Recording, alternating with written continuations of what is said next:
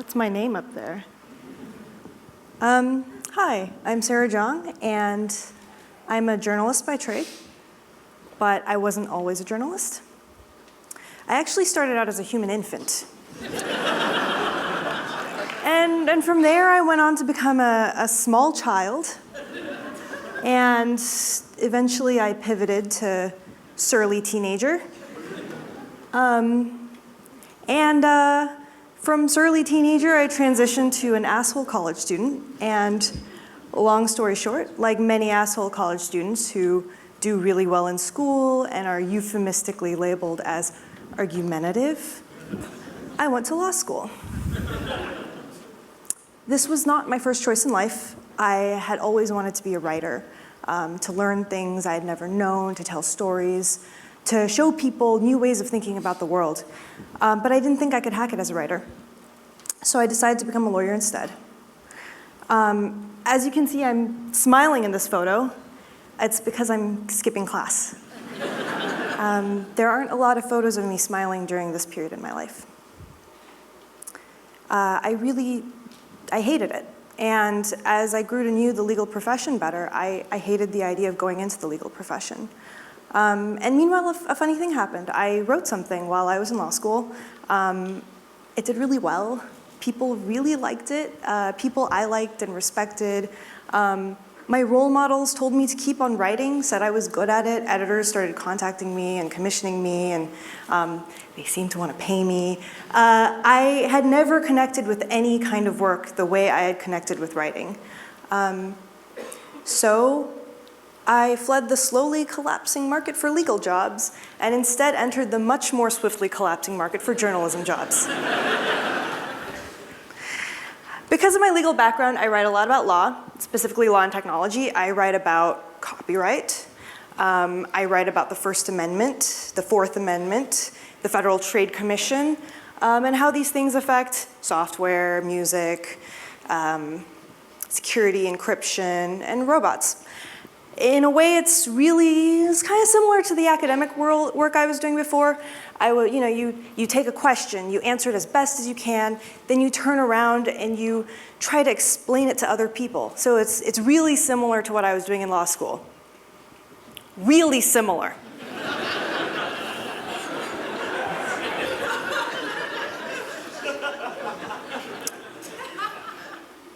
Anyways, this is a talk about ads and ad blocking. And right off the bat, I'm going to say that I don't work the business side of things. This isn't a talk about my personal experience dealing with ad networks or running a publishing business. When it comes to my personal experience with journalism as a business, this is the totality of how I interact with the advertising side of things. I publish a piece, and then the publication pays me. And somewhere between these two steps, people are clicking on links to my articles. Ad networks are serving them ads. I guess this happens. And maybe these ads are running next to my 2,000-word report on the troubling legal precedent that will affect the future of encryption on smartphones. But more realistically, it's my article about sexting. When people see the ads, the ad networks pay the publication then pays me. And when people use ad blockers, those clicks mean less, the ad networks pay less, the publication has less of a budget to pay me, and your ad blocker takes food out of my mouth. Please don't turn off your ad blocker. Outside of the media industry, the position that ad blockers are good is very uncontroversial. But inside the media, I think I have some compelling arguments as to why ad blockers are a good thing. But it makes me nervous to stand here and make that statement in a place where editors I work with are going to find out I said this. And the thing is that the effect that ad blocking has on the industry is real, palpable. You can see it. This is a chart of the revenues of the New York Times. People read that. People actually read the New York Times, but look at what's happening to their revenue. Just as a show of hands, who was here at the last XOXO and saw Mallory Ortberg's talk? Yeah, she's amazing, right? Amazing writer, lots of people read her. Lots of people loved her site that she co-founded with Nicole Cliff, The Toast. And the epilogue to that is the Toast shut down this year. And part of that was declining ad revenues. The Toast is no longer in business. This is by Nicole Cliff. Ad block is killing us. Everyone has a secret stash of money or doesn't pay their bills, and it is not getting better. The Toast was really important. I am really sad that it's gone. The writing they gave a home to was diverse, funny, engaging, bookish, interesting, and often from new and emerging writers who couldn't be published elsewhere. When ad revenue drops, there's less and less possibility for good writing, and we are never going to know what didn't get written because the Toast is no longer with us. And it might be because I didn't turn off my goddamn ad blocker. But like I said, I cover tech and law as a beat, and one of my beats is computer security and privacy. And I don't have personal experience working with the advertising side of things, but this is something I know. Ads endanger you. For the most part, ads aren't inert images. They interact with your browser in a much more active way, oftentimes putting tracking cookies on your machine. For those of you who don't know, a cookie is a file that tags you like you're an endangered rhinoceros or a microchipped cat. Cookies will betray where you've been, what you've looked at. Advertisers are using cookies to identify you, your location, your interests. It's not like they're the NSA or anything, but they're just trying to sell you stuff. Although, as a digression, the NSA has been known to piggyback off of tracking cookies to spy on their targets. But even if you aren't Laura Poitras or Glenn Greenwald or Edward Snowden, surveillance is surveillance, and it's completely natural to object to it, whether it's being performed by nation-state actors or commercial entities for profit motives. And it's not just that. The next step is targeting women in abortion clinic lobbies to serve them anti-choice ads. Targeted advertising online is intrinsically a matter of surveillance, and where there is surveillance, power imbalances will be exploited in unethical ways. And to me, this here isn't just the vague tingling sensation of, wow, these tracking cookies are a creepy violation of privacy. This is morally reprehensible. And it doesn't stop there. So I've written for Forbes. They've treated me really well. They actually published my first book. And this isn't meant to bash on anyone there. This is just something that happened to them and happened to their readers. They accidentally hit their readers with malvertising, which is malware that's served up through an ad. A lot of media sites are using third-party services that act as intermediaries between the site and someone who wants to buy an ad. And some of those ads are designed to be malicious. I don't think that the service or Forbes are malicious people. There's definitely a malicious person somewhere designing the ad so that they can infect you. But the media industry is unwittingly allowing evil to befall their readers. And as someone who does security journalism, as someone who wants my readers to practice better security for industry and government to promote a consumer-friendly technological ecosystem, I just can't tell people to turn off their ad blockers. I can't. And I'm not even going to get into how gross ads are a lot of the time. Okay, I'm going to get into a little bit. This is my favorite ad that ran on the Toast. This may really surprise you, but I am not looking for Asian beauties right now. Okay, but that's just poor targeting, right? But the good targeting isn't much better. The moment an ad network finds out that I'm a woman, I'm barraged with ads for diet pills, tooth whitening, plastic surgery, and there's nothing wrong with any of those things. I just don't like being flooded with messages aimed to exploit culturally conditioned feelings of inadequacy and low self-worth. It's not something I want to experience, and it turns out, it's not something my readers want to experience, and it's horrible for me to demand that they do so. And I should add, the Toast worked to immediately remove this ad from their pages as soon as a reader pointed them out, so good actors. So the ad blocking crisis is a problem that the entire industry is grappling with. And it's not as though the whole biz is just flailing around, slowly sinking into the ocean. It does sometimes feel like that, but that's not the case. Everyone's trying different things. They're trying paywalls and subscription models. That whole 20 free articles a month thing that forces you to open an incognito window towards the end of your month. The donate and you won't see any ads model. And then, of course, the ad blocker, which I think is an intrinsically doomed effort, but I'm not going to get into that because I am supposed to give a 20-minute talk. Anyways, I want to talk a little bit about the Brave browser. I'm not associated with Brave in any way. I don't have a stake in them. The reason why I am talking about them will be clear in a moment. What the Brave browser does is that it's a browser with a built-in ad blocker, and that's not very interesting by itself. What it does is that instead of just disappearing the ads, it superimposes whitelisted ads on top of the ads you normally see. And these are ads, according to Brave, that are safe, no tracking, no malvertising, good ads instead of bad ads. And Brave makes money off of these good ads. Brave then sets aside that revenue for the publishers of those websites. So the money that comes from a good ad that's slapped on top of the New York Times website is set aside for the New York Times. The catch, though, is Brave is, of course, skimming a percentage off the take. Like, duh, that's how capitalism works. But the publishers hate this. I mean, they hate what Brave is doing, not that they hate capitalism. So in April of this year, the Newspaper Association of America sent this cease and desist to Brave. I love this letter. It's one of the most hilarious things I've ever read. But my sense of humor is considered to be fairly eccentric. But since I get the stage, I'm going to read my favorite paragraph aloud to you guys, and you have to listen. Sorry, I'm going to do a Marco Rubio here.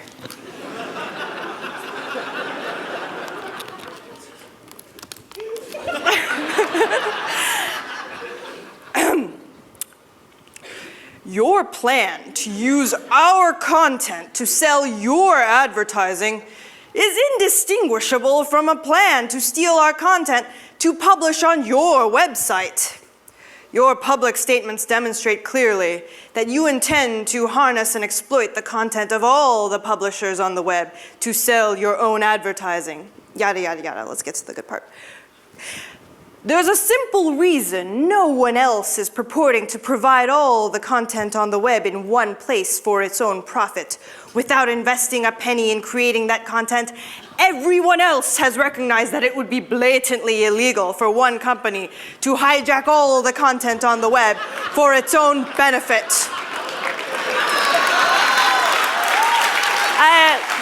I'm sorry, I don't know how that got here.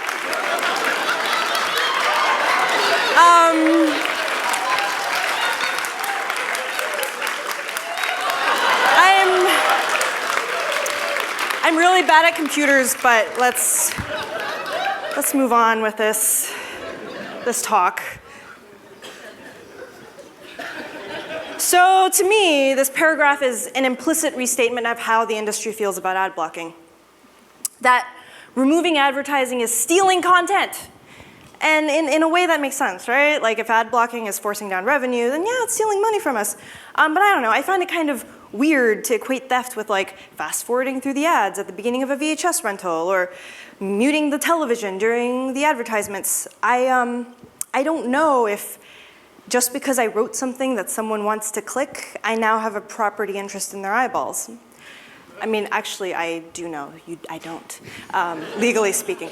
But to that point, I want to shift from talking about Brave, this brand new browser, to talking about a browser plugin from the late 90s.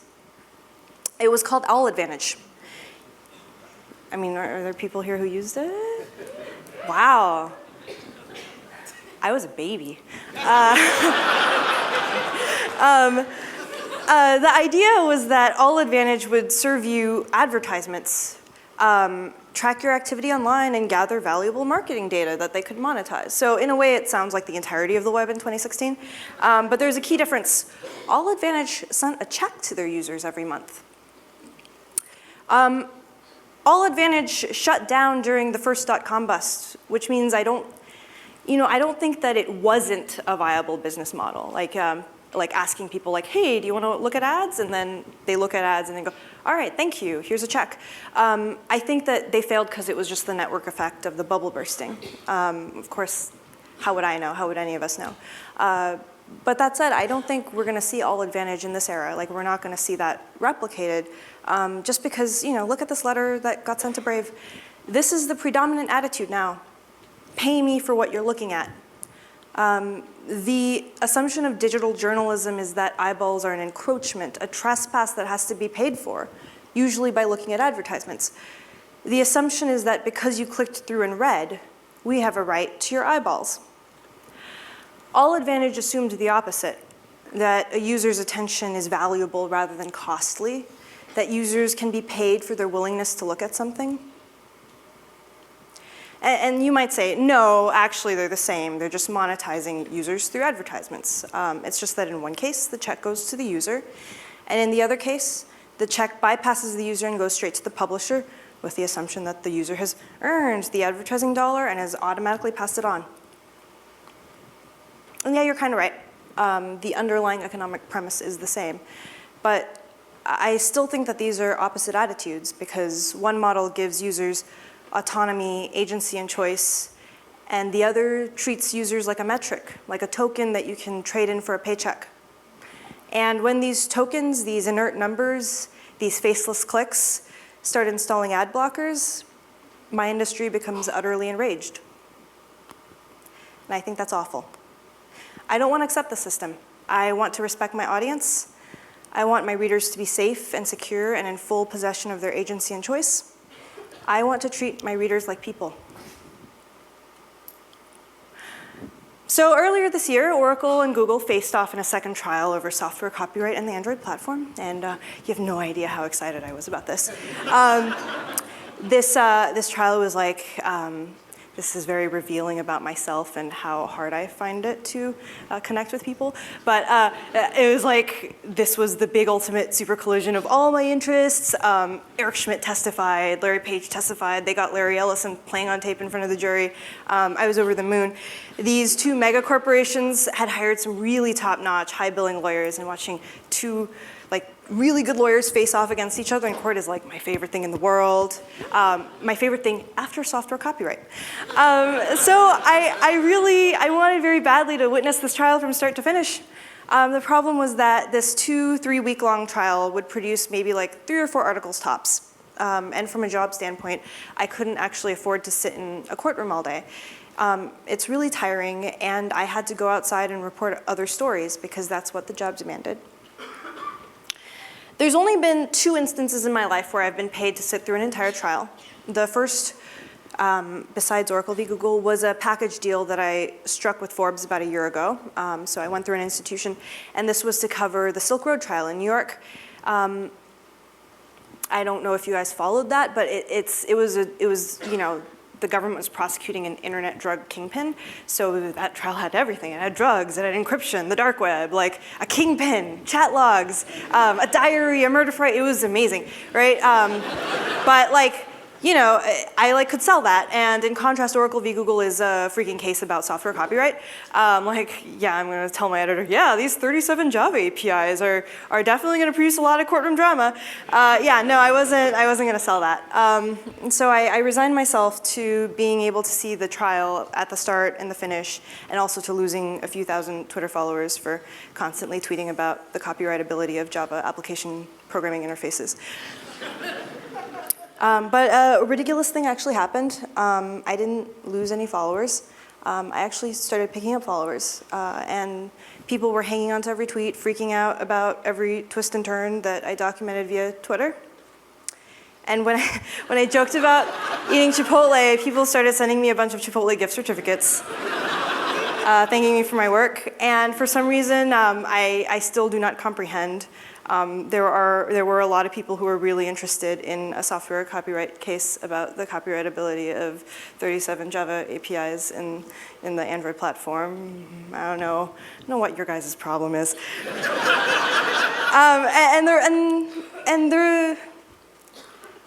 The response was, I did something kind of weird. I decided, why don't I put up a PayPal link and see how long I can sit here and cover this trial. It's not something that I would normally do, and it's something that I felt really weird about. But the response was really staggering. People thought that me sitting there tweeting out a running commentary on what was happening was a valuable service, and they were willing to tip me for it. There were some small donations, but there were also people who were giving me like $50, $100, and people were even turning it into a game, just like one-upping each other.